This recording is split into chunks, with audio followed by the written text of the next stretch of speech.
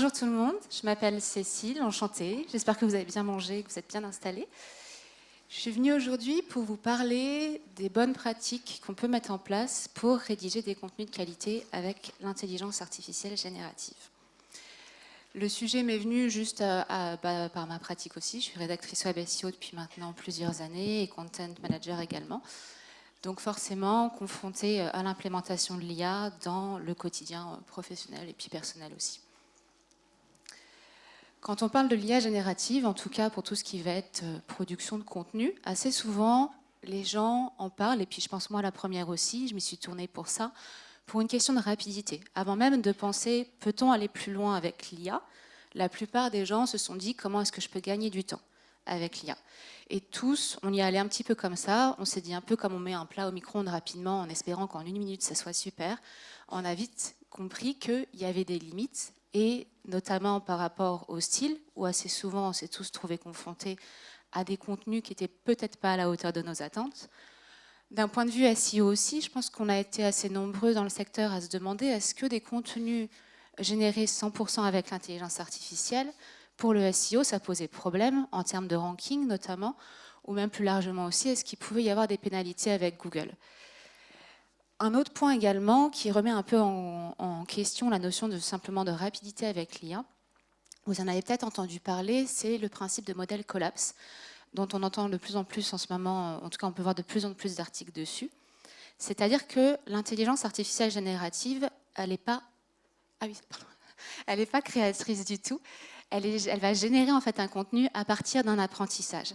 Et au tout début, l'IA, c'était assez chouette parce que finalement, elle s'entraînait sur quoi ? Elle se basait sur quoi ? Sur des contenus majoritairement humains. En tout cas, au tout début, c'était ça, quand on a commencé à utiliser ChatGPT. Et aujourd'hui, à force d'avoir de plus en plus de contenus qui ont été produits avec l'intelligence artificielle, on se confronte à une première grosse limite de l'outil, qui est qu'elle va se baser sur sa propre production pour produire de nouveaux contenus. Et là, on a déjà un gros problème par rapport à la qualité aujourd'hui, par rapport au problème du modèle collapse, où on arrive à une première limite de l'IA générative à laquelle on s'est déjà, je pense, tous pas mal confrontés. Donc finalement, plutôt que de parler de rapidité, est-ce qu'on ne ferait pas mieux de se questionner quand on veut utiliser l'IA générative sur comment est-ce qu'on peut le faire en pensant avant tout à la qualité, d'où l'idée de cette conf.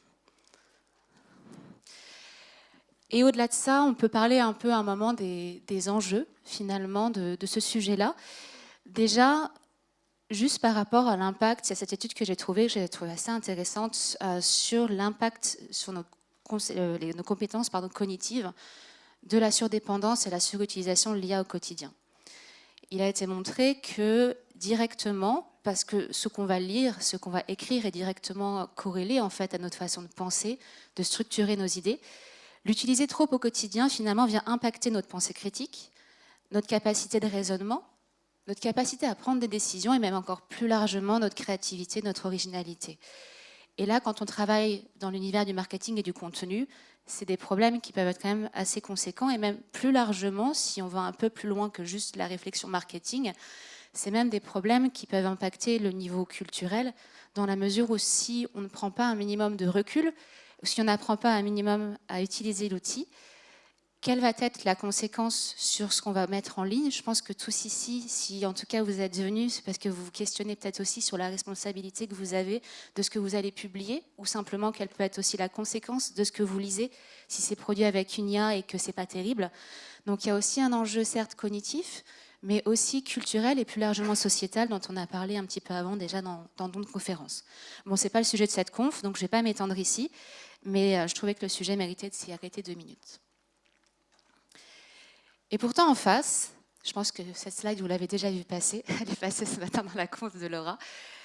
En face de ça, malgré toutes ces questions qu'on se pose et les constats, un peu les limites qu'on observe déjà, je pense que tous, on a de plus en plus intégré l'IA dans nos pratiques. Alors professionnelles déjà, mais aussi personnelles, peut-être pour certains d'entre vous. Mais si on se contente du secteur pro, ce qu'on voit un petit peu, c'est qu'on a déjà presque 9 entreprises sur 10 qui utilisent aujourd'hui l'IA pour produire du contenu. Et quasiment 75% des nouvelles pages web contiennent du contenu produit par l'IA. En termes d'implémentation, c'est déjà fait, le virage est déjà pris. Alors, peut-être que ces chiffres-là vont évoluer par la suite, mais en tout cas, ça a commencé vraiment à être intégré dans les pratiques. Et malgré les limites qu'on observe, au final, les marketeurs qui utilisent l'IA publient en général presque 1,5 fois plus de contenu qu'ils ne le feraient sans. Donc, on a vraiment en face de ça un potentiel de pouvoir publier plus vite, plus rapidement, et face à la manière dont on l'utilise, se questionner sur la qualité et savoir un peu comment on peut bien l'utiliser, ça fait quand même pas mal sens. D'où les 3 chapitres, étapes, je ne sais pas comment dire ça, de la conférence. On va d'abord un petit peu se pencher sur les piliers de la rédaction avec l'IA. Donc ça, c'est plutôt des bonnes pratiques que j'ai dégagées de ma propre expérience. Donc ça fait maintenant plusieurs mois que je travaille et que j'intègre l'IA au quotidien dans mes productions de contenu. Et ce qui était assez intéressant, surtout quand j'ai préparé cette conférence, c'est que je lisais pas mal sur le modèle Collapse, où il y a énormément finalement de bonnes recommandations qui recoupent avec celles qu'on va aborder aujourd'hui. Ensuite, dans un second temps, on essaiera de répondre à cette question, si tant est que ce soit possible ou tranché. Tout de suite, je vous le dis, ce n'est pas le cas. Quand est-ce qu'on peut utiliser l'IA ou ne pas l'utiliser? Et on finira avec 2 cas concrets de process, finalement, où il y a un mélange d'agents IA et d'étapes en 100% humains. Tout ça en phase de digestion. J'espère que vous savez vraiment bien manger. Ok, on commence avec les bonnes pratiques.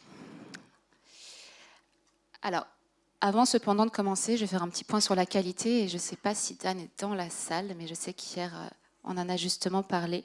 Comment définir la qualité d'un contenu? Parce que c'est bien mignon, j'ai mis le mot qualité dans le titre de ma conférence, mais ça veut un peu tout dire et rien dire.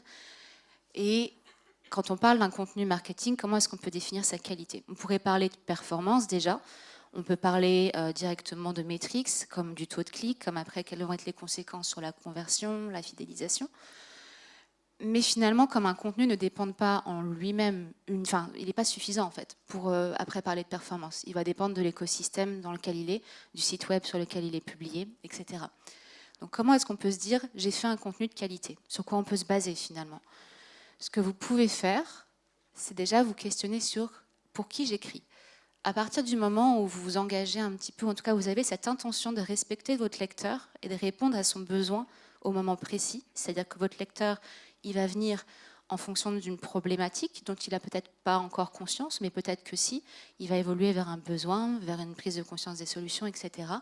Et plus vous allez connaître la personne à qui vous vous adressez, et plus vous allez structurer votre contenu autour de ça, de manière à respecter vraiment la personne que vous avez en face et la satisfaire du mieux possible, vous devriez assez naturellement partir sur un contenu de qualité. C'est-à-dire c'est un contenu qui va déjà avoir des informations pertinentes, des informations... Allô? Ça marche plus? C'est bon? Des informations pertinentes, des informations qui sont fiables, et surtout aussi, vu qu'on est sur de la lecture sur écran, des informations qui sont correctement structurées et qui respectent aussi des règles de pratique de rédaction web.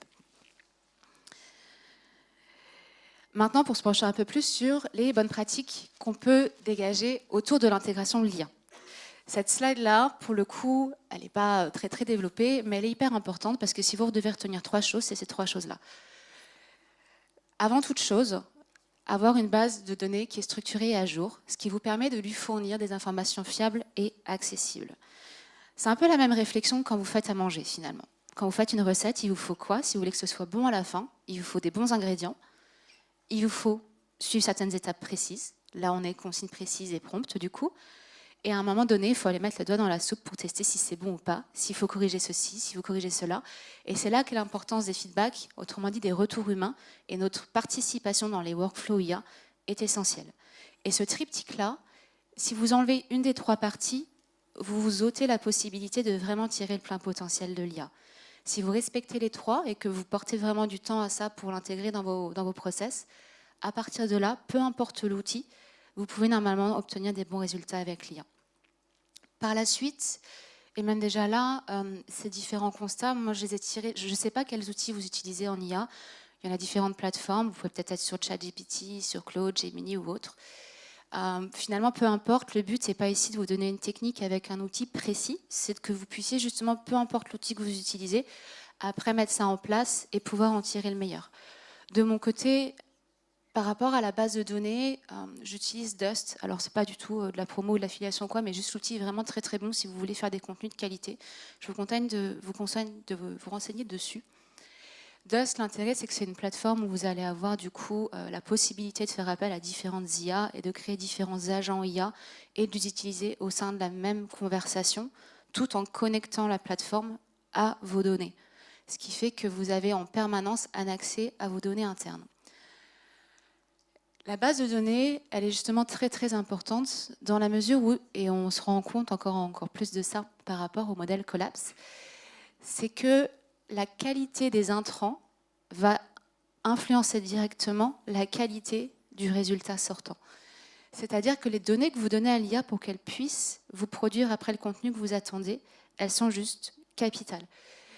Ces données-là, elles sont très variées et il faut surtout qu'elles soient organisées pour que l'IA puisse y accéder facilement, qu'elles soient fiables pour que l'IA, pour imiter en tout cas le risque d'erreur et d'hallucination, et qu'elles soient surtout diversifiées, riches. Et à partir de là, si vous travaillez votre base de données de cette manière-là et que vous prenez vraiment le temps de la structurer et de la diversifier, vous bâtissez un socle hyper béton pour après pouvoir correctement exploiter l'IA. Par rapport au RAG, alors je ne sais pas si vous en avez entendu parler ou pas, mais c'est plutôt un système maintenant avec certaines IA qui est un peu le système de génération augmenté par la récupération de données. Au début, les IA, quand vous les avez utilisées, mettons ChatGPT au tout début, c'était une IA qui a été entraînée sur une version antérieure du web. Aujourd'hui, grâce au système RAG, qui est disponible sur certaines IA, et notamment aussi sur Dust, comme je vous disais, l'intérêt, c'est que vos IA peuvent être connectées en temps réel à des bases de données, que ce soit le web, donc des bases de données externes, ou que ce soit vos bases de données internes. Donc si vous avez vraiment envie d'améliorer vos contenus, je vous conseille vraiment de passer par des IA qui fonctionnent avec le système RAG. Ça vous permettra d'avoir des bien meilleurs résultats. Et concrètement, quand on parle du coup de données, finalement en éditorial, ça va correspondre à quoi? C'est un peu la même chose que ce que vous donneriez à un rédacteur pour finir. On va avoir l'intérêt de mettre tout ce qui est information au sujet de l'histoire, de la valeur, du positionnement de votre entreprise, mais aussi l'analyse de la concurrence, les avantages des concurrents, en tout cas vous, aussi par rapport à vos concurrents, les infos sur vos produits, vos services, vos offres. Très, très, très, très, très, très important, et je pense que je ne suis pas la première du coup à en parler aujourd'hui, vous l'aurez remarqué, toutes les informations autour de vos personas, de vos cibles.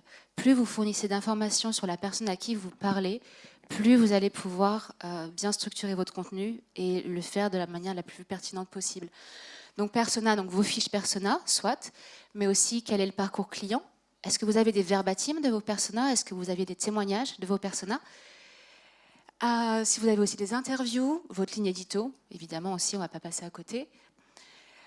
Chiffres études, si vous pouvez aussi prendre le temps de créer ça dans votre base de données, d'aller chercher sur Internet ou ailleurs, mais de vous composer une base de données sur des études qui sont relatives du coup à votre secteur et d'en tirer déjà des chiffres, ça vous permet comme ça déjà aussi de donner ces données-là à l'IA et de garder la main sur les chiffres qu'elle pourrait utiliser.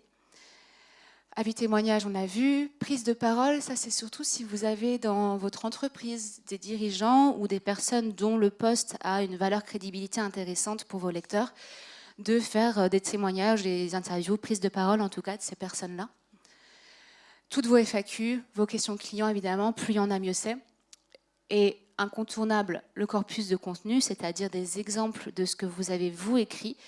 Et par rapport au modèle Collapse dont on a parlé juste avant, ce que je vous conseillerais de faire là, c'est vraiment de séparer dans votre base de données les contenus que vous avez générés en 100% humain ou en tout cas avec finalement assez peu d'IA et les contenus que vous auriez éventuellement beaucoup générés avec l'IA, classez-les peut-être dans un autre dossier sans forcément donner les accès à l'IA pour qu'elle continue de s'entraîner sur les contenus les plus humains possibles. Et justement ne pas trop, c'est un peu pour contourner la limite du modèle Collapse finalement. Et aussi des templates de contenu pour lui montrer un petit peu les formats de sortie que vous attendez. En fait, l'idée ici avec la base de données, surtout si vous fonctionnez avec une IA qui est sur un système RAG, c'est de fonctionner un peu en vase clos. C'est-à-dire que plutôt que de la laisser aller elle-même chercher en ligne ce qui lui semblera bon et de vous le réintégrer directement dans vos contenus, vous gardez une maîtrise totale de tous les éléments qu'elle va exploiter. Vous pouvez très bien lui interdire d'aller sur le web, c'est pas un souci, c'est tout à fait possible. Donc vraiment, plus vous gardez la main sur les intrants, plus vous pouvez bien contrôler l'IA et après avoir des contenus qui tiennent la route. Et évidemment, vous pouvez aussi l'utiliser pour aller sélectionner vos sources. Vous pouvez utiliser l'IA pour aller chercher en ligne des documents qui vous intéressent, mais toujours vérifier les documents, validez-les vous-même et intégrez-les vous-même après à votre base de données interne. Pour tout ce qui est un petit peu plus organisation, donc après ça peut être du Google Drive, du Notion, ça c'est vous qui voyez les plateformes que vous aimez utiliser au quotidien pour structurer votre base de données. Perso, je fonctionne avec Google Drive. C'est pas mal justement pour créer tout ce qui est dossier, sous-dossier numéroté. Alors le côté numéroté, c'est plus pour vous y retrouver plus facilement. Mais pour l'IA, par contre, pour qu'elle puisse bien naviguer dans votre base de données, pensez à donner des titres et des sous-titres qui sont clairs, qui ne sont pas à rallonge, et surtout à intégrer des métadonnées dans vos documents. Les métadonnées, c'est quoi? Ça va être tous des éléments dans chaque document qui vont permettre à l'intelligence artificielle de comprendre le sujet du document, de comprendre ce qu'elle va trouver dedans, les points clés, et de pouvoir mieux l'exploiter. Si jamais à la fin, il y aura un petit QR code sur une des diapos, vous pourrez prendre en photo et ça vous amènera sur une page Notion où vous trouvez justement des exemples de métadonnées à intégrer dans vos contenus de votre base de données. On passe au deuxième pilier. Donc, le premier étant essentiel, donc base de données, je le répète encore, vraiment incontournable. Le second, c'est la façon dont vous allez prompter. Alors, on a tous des pratiques différentes pour le prompt, mais tous, on en est venu plus ou moins à la même conclusion que pour tout ce qui est génération de texte, en tout cas quand on utilise l'IA directement et pas un outil autre, plus votre prompt va être détaillé et structuré, plus, pareil, vous allez pouvoir donner des consignes précises et correctement piloter l'IA.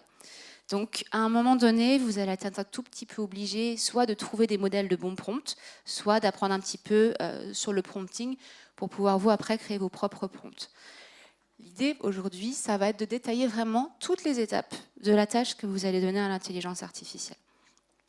Et finalement, vous allez lui dire dans la peau de qui elle va se mettre, quelle va être sa mission, quel process elle va devoir suivre pour réaliser cette mission, quelles instructions elle va devoir suivre pour suivre ce process, du coup. Si jamais elle doit créer quelque chose, de quelle manière elle doit le faire, le format de sortie, les étapes préparatoires, les techniques rédactionnelles que vous voulez utiliser en fonction de la typologie de contenu. Si jamais elle doit interagir avec vous, comment est-ce qu'elle le fait, des rappels critiques, etc. etc. Ce n'est pas une ligne exhaustive, ça va surtout dépendre du type de contenu que vous voulez faire. Au niveau du format, pour le prompt, personnellement, je fais toujours en XML. Vous avez aussi des gens qui vont faire en JSON, mais pour tout ce qui est document textuel structuré, le XML est généralement plutôt pas mal. Donc ce que ça donne en vrai, j'ai choisi un prompt pour faire une fiche persona. Je commence toujours mes contenus, même s'il y a des fiches persona présentes chez mes clients. Toujours, pour chaque contenu, je refais une fiche persona ultra ciblée qui va me permettre d'obtenir des éléments de langage ou des éléments de réflexion que je réintégrerai après dans mon texte. Et l'IA, à cette étape-là, elle est hyper intéressante. Aujourd'hui, mon prompt a un petit peu changé depuis que j'ai fait les slides, mais la version à jour, elle sera aussi sur la page Notion à laquelle vous aurez accès via le QR code à la fin. Il y aura d'autres prompts aussi si ça peut vous être utile. Il faudra les remettre un peu à votre sauce, mais en tout cas, ça pourra vous faire un bon exemple. Donc l'idée, voilà, là c'est vraiment donc, avec le format XML de détailler le rôle, la tâche, le process, tout en étapes. Donc pareil, il y aura les slides sur la page Notion, donc je ne vais pas m'attarder non plus là-dessus, mais c'est juste pour montrer un petit peu la longueur. Donc là, on est après dans les instructions. Je détaille jusqu'au point où je demande certains emojis très précisément dans ma fiche après de sortie, juste pour la structure. Ça après, c'est mon template de fiche persona. Donc s'il peut vous être utile, en tout cas, c'est ce que j'exploite à chaque fois pour mes textes. Et j'ai normalement une 4e d'apo, donc ce qui fait qu'on est sur un prompt déjà assez long, qui est beaucoup plus long que les premiers prompts un peu en format email aux collègues qu'on avait tendance à envoyer dans ChatGPT. Et aujourd'hui, je crois que mon prompt est encore plus long que ça. J'y ai intégré aussi les objectifs du contenu qui découlent en fait de la fiche persona. Quand on parle de prompt, finalement 2 choses. Plus vous êtes précis, plus après vous gagnez en qualité derrière, et plus vous itérez, plus vous êtes capable de gagner en précision. C'est-à-dire que votre prompt, je ne vous conseille pas de prendre un prompt même que vous trouvez, je ne sais pas, sur LinkedIn ou même les miens, et de l'utiliser tel quel et vous dire c'est bon, le travail est fait. Testez-le, voyez si le résultat, ça correspond à ce que vous attendez. Et plus vous allez refaire, vous prenez peut-être, je ne sais pas, un quart d'heure, une demi-heure, vous testez, plus vous allez arriver au format qui vous convient. Et après, vous aurez besoin de toute façon de le retoucher, de le remettre à jour. C'est tout à fait OK, mais il faudra faire ce travail-là de manière régulière.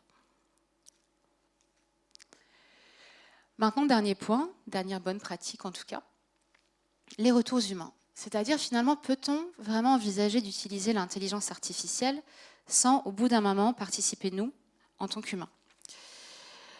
Le risque, si on ne le fait pas, d'une part, il y a les erreurs assez classiques, mais aussi les hallucinations, finalement, et que vous vous retrouviez à la fin avec un contenu qui ne correspond pas du tout à ce que vous vouliez, et que vous vous retrouviez avec ce dont on a parlé, c'était une des conférences ce matin, le work slop, je crois, ça, voilà, où vous aurez juste perdu du temps à vous retrouver avec un contenu assez pauvre généré par l'IA.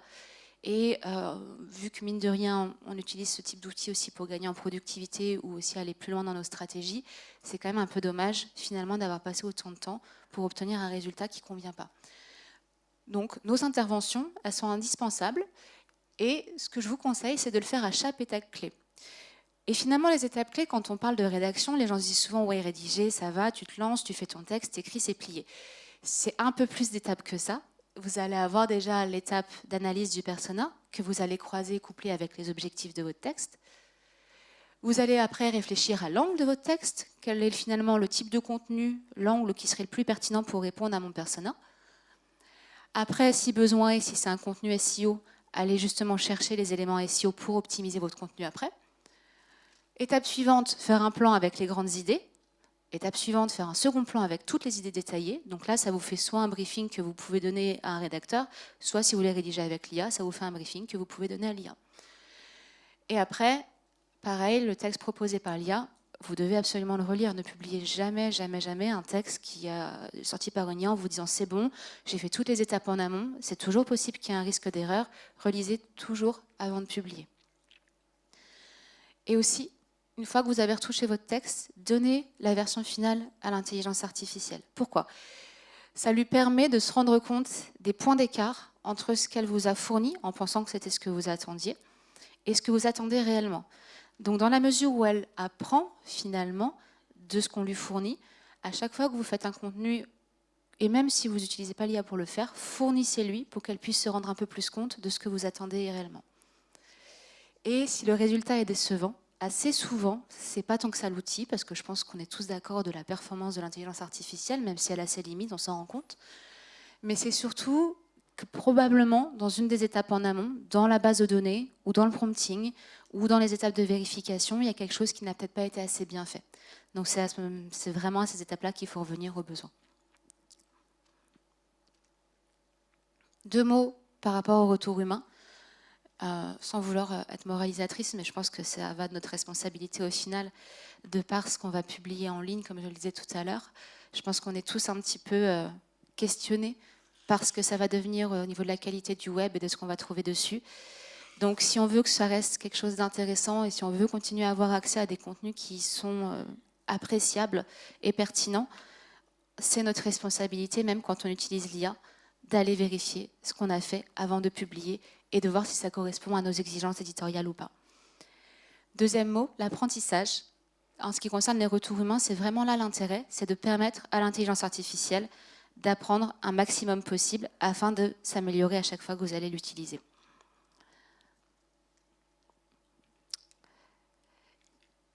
Étape 2, chapitre 2. Est-ce que finalement, on peut dire qu'il y a des contenus pour lesquels on doit utiliser l'IA, en tout cas on peut, un peu les yeux fermés, et d'autres où vaut mieux absolument utiliser l'intelligence artificielle? Alors, il n'y a pas vraiment de réponse ferme à cette question-là, dans le sens où ça va dépendre de plusieurs choses. On ne peut pas se dire... tous ici, je pense, dans des situations un peu différentes. Il y a des gens qui vont travailler au sein d'entreprises avec beaucoup de collaborateurs. Il y a des étudiants, il y a des gens peut-être qui sont solopreneurs et qui sont à la tête de leur boîte et qui doivent tout gérer, leur prod de contenu et puis tout le reste. Il y a des gens qui aiment écrire, il y a des gens qui n'aiment pas écrire. Vous avez tous vos expertises. Et pour certains d'entre vous, le fait d'être capable d'écrire, ça va être très très simple. Et pour d'autres, ça va être beaucoup plus compliqué. Parce que finalement, l'écrire n'est pas quelque chose d'aussi naturel pour tout le monde. Et comme le dit David McCullough, où j'ai trouvé sa citation assez intéressante, écrire, c'est avant tout penser Et du coup, écrire bien, c'est penser clairement. C'est pour ça que c'est si difficile. On n'a pas tous la même façon de réfléchir, et ça, c'est tout à fait normal, mais du coup, on n'a forcément pas tous les mêmes appétences pour l'écriture. Et ça aussi, c'est tout à fait normal. Donc, il faut vous questionner déjà sur quelles sont mes expertises, quels sont mes points de facilité. À ce moment-là, qu'est-ce que je vais avoir tendance à vouloir donner à l'IA? Qu'est-ce que je vais avoir tendance à peut-être vouloir garder parce que j'aime ça? Et c'est dans tout ce qui va être le groupe de j'aimerais bien le déléguer à l'IA parce que ça me facilite la vie ou parce que simplement aussi, moi, j'aime pas faire ça, je préfère le déléguer à quelqu'un ou à quelque chose. À ce moment-là, on pourrait presque dégager deux groupes de contenus. Un premier, si vous voulez faire du 100% IA et faire de la rédaction, je vous conseillerais de vous limiter au contenu, alors du coup je vais commencer par la droite, c'est pas très logique, mais au contenu non relationnel ou à faible valeur stratégique. C'est-à-dire que tout ce qui va être des comparatifs produits, des fiches techniques, vraiment très techniques, hein, pas de la fiche produit, des FAQ génériques, glossaires, etc. Bref, des contenus où vous n'êtes pas là pour transmettre une émotion forte au lecteur, mais vraiment pour apporter une information structurée et très générique, on va dire. Vous pouvez sans souci rédiger avec l'IA. Il n'y a pas un très gros enjeu de style, il n'y a pas un très gros enjeu émotionnel, vous pouvez le faire. Par contre, quand on commence à être un peu plus sur des contenus qui sont à très forte portée relationnelle, où vous êtes vraiment là pour créer une connexion avec votre lecteur, ou à forte valeur stratégique, type page de vente, landing page, étude de cas, newsletter, page à propos, etc. Vous pouvez utiliser l'IA pour tout ce qui est étape préparatoire. Je vous inviterai par contre à faire preuve de plus de réserve pour tout ce qui est étape rédactionnelle. Donc là, après, vos workflows, vous les adaptez. Vous pouvez utiliser l'IA à certaines étapes, mais pas à toutes. Et l'optimisation dans tout ça, parce que finalement, on est dans la salle SEO de l'UGC, donc il faut peut-être parler un petit peu SEO. Qu'en est-il de l'utilisation de l'intelligence artificielle pour optimiser vos contenus? Là encore, ça va être une question d'expertise, d'appétence, de facilité. Pour être tout à fait transparente, je n'utilise jamais l'IA pour optimiser mes contenus.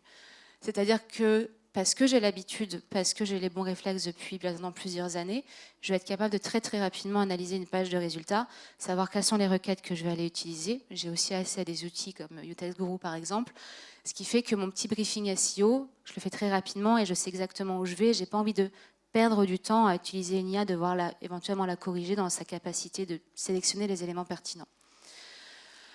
Maintenant, quand vous ne faites pas de SEO et que vous aimeriez bien utiliser l'IA pour pouvoir optimiser vos textes, qu'est-ce que vous pouvez faire à ce moment-là?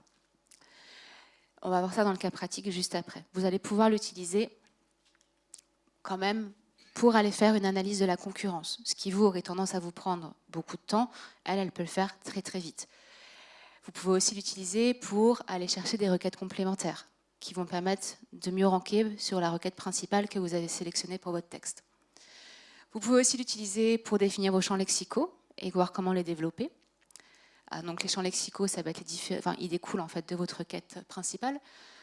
Les mots-clés éventuellement intégrés, allez voir aussi la structure des concurrents et donc quelle pourrait être la structure un peu de base à faire et puis éventuellement qu'est-ce que vous pouvez apporter en plus, enfin non pas éventuellement mais qu'est-ce que vous pouvez apporter en plus pour enrichir la structure.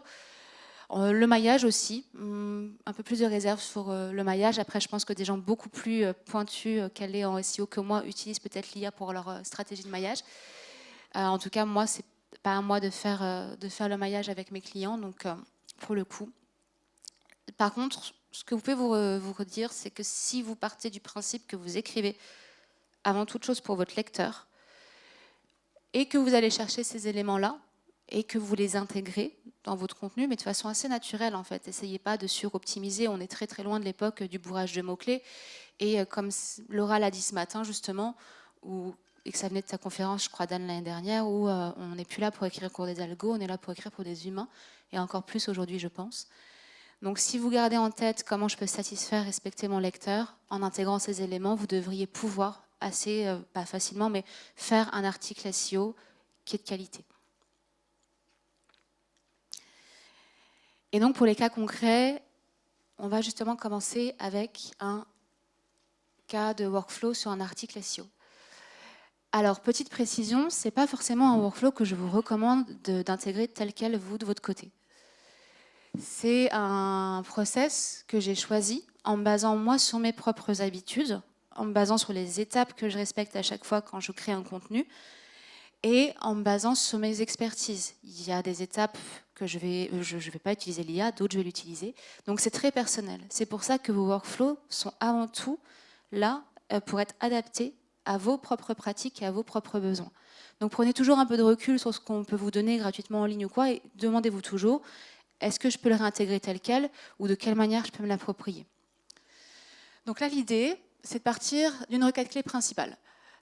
Pareil, avec mes clients, en général, ils me donnent une requête clé principale et après, je fais le reste du job.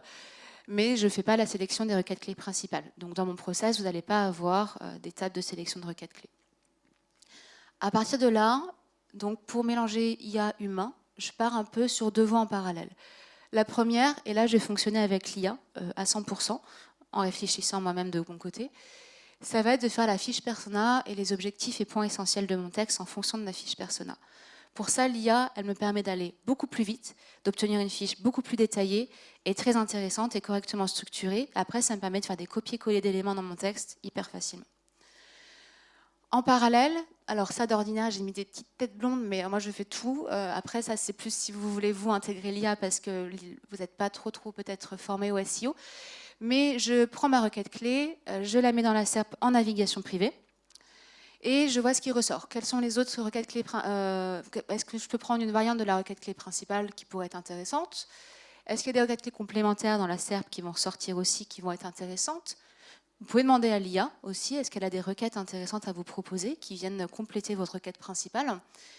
Donc ça, moi, je sélectionne vous-même, mais vous pouvez aussi, il y a un prompt là encore dans la page Notion où vous aurez accès à la fin, qui vous permet de demander à l'IA, justement, en lui fournissant des captures d'écran, de récupérer les requêtes clés principales, enfin complémentaires, pardon. Mais là encore, ça sous-entend que vous lui avez donné accès à une base de données suffisante pour qu'elle ait la capacité de sélectionner des éléments pertinents. Sinon, elle va vous sortir des trucs qui n'ont absolument aucun lien des fois. Et après, par rapport au top 5, donc je prends les 5 premiers liens et je les envoie à l'IA pour analyse. Et je lui demande du coup de m'analyser le contenu des 5 liens et d'aller retirer tout ce qui est champ lexico-développé, les mots-clés, angles, idées clés, structure, longueur, points forts, points faibles. Ça me donne déjà une analyse concurrentielle qui est assez intéressante. Si vous n'avez pas des outils autres, je cite encore le test group parce que c'est celui avec lequel j'ai l'habitude de travailler. Passer par cette petite étape-là avec l'IA peut vous permettre de venir assez facilement dégager un brief SEO qui vous apporte des éléments intéressants. Après, on recoupe fiche persona et SEO. Alors déjà, pourquoi j'ai parlé du persona avant de parler du SEO? Dans la mesure où vous devez aussi baser la sélection des éléments par rapport à ce que vous avez conclu sur votre persona. Mais en même temps, vous ne pouvez pas vous contenter de vous dire qu'est-ce que veut mon lecteur sans aller voir après, en vrai, dans les faits dans la SERP, comment ça se passe et qu'est-ce qui ressort. C'est pour ça que les deux sont complémentaires, se font en parallèle, mais je vous invite plutôt à commencer déjà par l'étude de votre persona avec un prompt IA.